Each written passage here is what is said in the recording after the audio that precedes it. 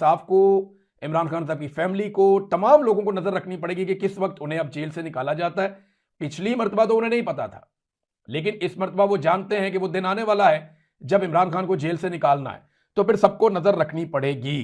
अच्छा जी, एक और ये खबर है नादरीन, राजा अजहर साहब हैं, ये साबिक एमपीए हैं कराची से। फॉर्म 45 करें तो ये लोग फिर जीते हुए थे। ये फहीम खान साहब हैं, साबिक एमएनए हैं कराची से।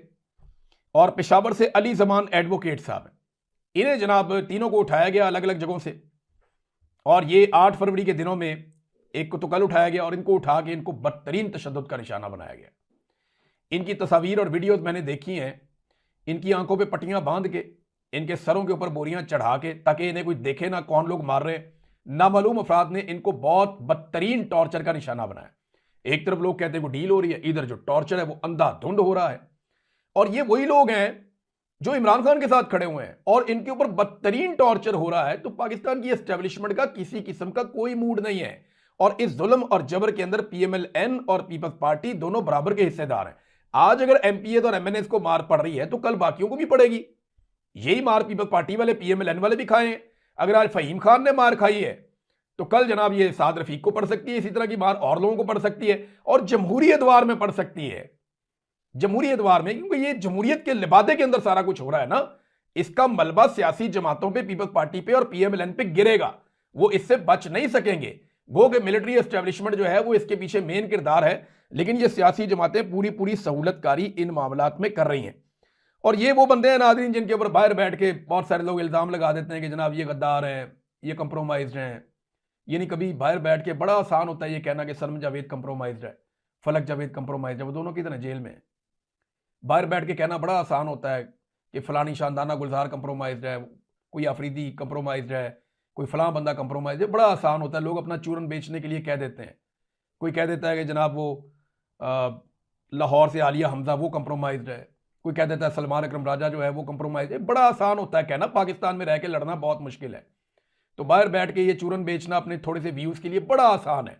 मैं तो बड़े आराम से कह सकता हूं मैंने तो बहुत मार खाई है, लेकिन मैं जानता हूं कि पाकिस्तान के अंदर जो लोग रहते हैं उनके लिए कितना मुश्किल है वहां पे सरवाइव करना, वहां पे मूव करना, वहां पे तहरीक चलाना। और लोगों के सबके हालात एक जैसे नहीं होते, लिहाजा ये थोड़े से होश के नाखून लें। जो लोग बाहर बैठे हुए फतवेबाजी करते हैं वो होश के नाखून लें और लोगों के लिए गुंजाइश पैदा करें। ये जरूरी नहीं है कि तमाम लोगों को आप गद्दार करार दे दें, तमाम लोगों को आप बागी करार दे दें, तमाम लोगों को आप कंप्रोमाइज करार दे दें। ये जरूरी नहीं है, ये गैर जरूरी है, और इससे उल्टा कॉज को नुकसान होता है। बहरहाल जो लोग करते हैं वो करते हैं और एक्सपोज भी होते हैं। अब नाजरीन, ख्वाजा आसिफ की भी आवाज़ बंद कर दी गई कौमी असम्बली में, यानी अपोजिशन की आवाज़ें तो बंद होती थी, ख्वाजा आसिफ की भी आवाज़ बंद कर दी। यहां से आप अंदाज़ा कर लें कि जो आवाज़ बंद करने वाला ना, उसको इस बात से कोई सरोकार नहीं है कि ये हुकूमत का बंदा या अपोजिशन का है, ये वफाकी वजीर है या अपोजिशन लीडर है, कोई सरोकार नहीं है उसको। ये है कि बस बात मेरी मर्जी की होनी चाहिए, मेरी मर्जी की बात नहीं होगी तो मैं आवाज़ बंद करूंगा। ख्वाजा आसिफ की आवाज़ बंद होती है, अचानक से टेलीकास्ट रुक जाती है। तो वजीर दिफा है पाकिस्तान का, आप अंदाज़ा करें, पाकिस्तान का वजीर दिफा है। अब नाजरीन, मुझे अच्छी तरह याद है मरियम नवाज, ये हमजा शहबाज, ये बिलावल, ये अलीम खान, ये अलग अलग पार्टियों के मैं आपको नाम ले रहा हूं। ये सारे लोग दिन रात चूरन बेचते थे कि जनाब हमने तो किसी सूरत भी अवाम को रिलीफ दिए बगैर रहना ही नहीं है। इलेक्शन के अंदर इनके दावे क्या थे, मैं आपको जरा सुनाता हूं, ये जरा आप दावे चेक करें। इलेक्शन के अंदर इनके ये इलेक्शन में कहते थे जनाब कि हमने 300 यूनिट, कोई 200 कहता था, कोई 300 यूनिट कहता था, कि हमने बिजली के बिल ही नहीं लेने 300 यूनिट तक के, 300 यूनिट तक का बिजली का बिल लेना ही नहीं है। बल्कि ये लोग कहते थे कि मोटरसाइकिल के अंदर पेट्रोल मुफ्त डाला करेगा, बड़ी गाड़ियों में हम पेट्रोल के पैसे लिया करेंगे, मोटरसाइकिल में हम पेट्रोल भी मुफ्त डाला करेंगे। ये बातें इन्होंने अपने मुंह से इलेक्शन में की थी, और इन्होंने अब हालत क्या कर दी। पहले जरा ये मरियम नवाज की बात आप सुनिएगा, बाकियों की तो सबकी मौजूद है, आप निकाल के सुन सकते हैं। ये जरा मैं आपको सुनवाना चाह रहा हूं क्योंकि सबसे ज्यादा झूठ इन्होंने बोला। ये सुने आप। ये देखना जो 100 यूनिट से कम बिजली इस्तेमाल करते हैं, जब वो दफ्तर में जाएंगे बिजली का बिल लेने, तो उनको जो कागज दिखाया जाएगा उस पर लिखा होगा कि आपको बिजली का बिल नहीं आएगा, क्योंकि आपका बिजली का बिल हुकूमत पंजाब ने अदा कर दिया है। और मैंने हमजा को कहा कि हमजा आहिस्ता आहिस्ता इसको 100 यूनिट से ऊपर 200 यूनिट वालों पर भी लेकर जाओ, 300 यूनिट वालों को भी लेकर जाओ।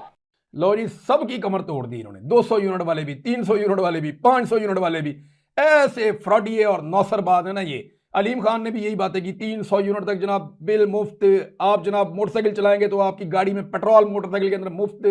ये लोगों को चूना लगाते हैं और ये हर दफा आ जाते हैं एस्टेब्लिशमेंट के कंधों पे बैठ के। हालत आप इनकी ये देखें कि अभी इन्होंने किया क्या है पाकिस्तान के साथ। ये नहीं, ये कहते थे ना 200-300 यूनिट बिजली मुफ्त, मोटरसाइकिल वाले का पेट्रोल मुफ्त। अभी इस वक्त सूरत हाल ये है, और मैं को सिंप्लीफाई करके आपको बताता हूं कि इन्होंने किया क्या। ये जो नेट मीटरिंग से नेट बिलिंग के ऊपर ये आए हैं ना, उसका वन लाइनर मैं आपको बता रहा हूं। कोई भी आपसे बात करे, आपने ये उठा के मुंह पे मारना है। मैं बहुत आसान करके आपको बता रहा हूं कि इन्होंने कौम के साथ क्या किया और उसका जवाब क्या है। जब भी कोई आपसे बात करे कि जनाब ये हो गया वो हो गया, अब तो इनके अपने जो मिरासी हैं, जो इनके अपने बहुत करीबी लोग हैं, वो इसके ऊपर तनकीद करना शुरू हो गए। कुछ लोग तो बेचारे ऐसे हैं, या उनकी इस लेवल तक ड्यूटी लगी हुई है कि वो अभी तक डटे हुए हैं, रातबखोर किस्म के लोग, कि जनाब जो कर रही है ठीक कर रही है हुकूमत, ये नेट मीटरिंग खत्म करके नेट बिलिंग। ओ भाई, तुमने लाखों लोगों के मीटर लगवा दिए, उनका पैसा खर्चवा दिया, और अब तुम एंड टाइम पे आगे बाद में पॉलिसी बदल लोगे, लोगों की जेब पे डाका डालोगे। मैं वन लाइनर आपको बता रहा हूं, ये 2 जुमलों के अंदर सारा का सारा जवाब है इसका। गौर से सुनिएगा।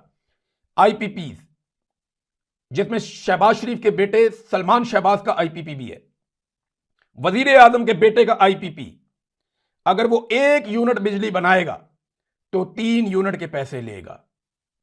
मैं फिर आपको बताता हूं, वजीर आजम शहबाज शरीफ के बेटे सलमान शहबाज का आईपीपी और बाकी सारे आईपीपी ये मिलकर अगर 1 यूनिट बिजली पैदा करेंगे तो 3 यूनिट बिजली के ये सरकार से पैसे लेंगे और वो आम आदमी की जेब से जाएंगे।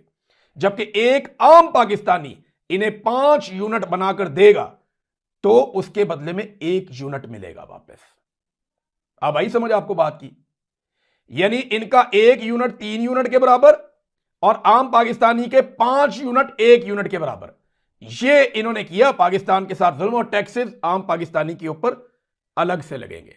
ये है नाजरीन वो सच जिसे आपसे छुपाया। जनाब शहबाज शरीफ ने इसका नोटिस ले लिया, यानी रातबखोर सहाफी कहते नहीं ठीक हो गया, कमाल हो गया, शहबाज शरीफ ने इसके ऊपर नोटिस ले लिया। शहबाज शरीफ ने कहा नहीं जी ज्यादती है, मैं इसको चेक कर रहा हूं, मैं देख रहा हूं। अब नाजरीन, जो एक सर्वे इन्होंने किया था गाजा के हवाले से, ये एक जाली सर्वे पाकिस्तान में करवाया गया था मुबैना तौर पे। ये 73% पाकिस्तानी गजा में फौज भेजने के हामी है। मैं क्लेम करता हूं कि ये जाली सर्वे है, क्लेम करता हूं। नहीं तो इसका सैंपल साइज हमारे साथ शेयर करें, हम चेक करवा लेते हैं सर्वे आपका असली है या नकली है। मेरे प्लेटफॉर्म के ऊपर सर्वे पड़ा हुआ है, आप यूट्यूब पे जाकर देख लें, आप ट्विटर के ऊपर जाकर देख लें। कुछ 6000 लोगों ने ट्विटर के ऊपर वोट किया है और कुछ 30,000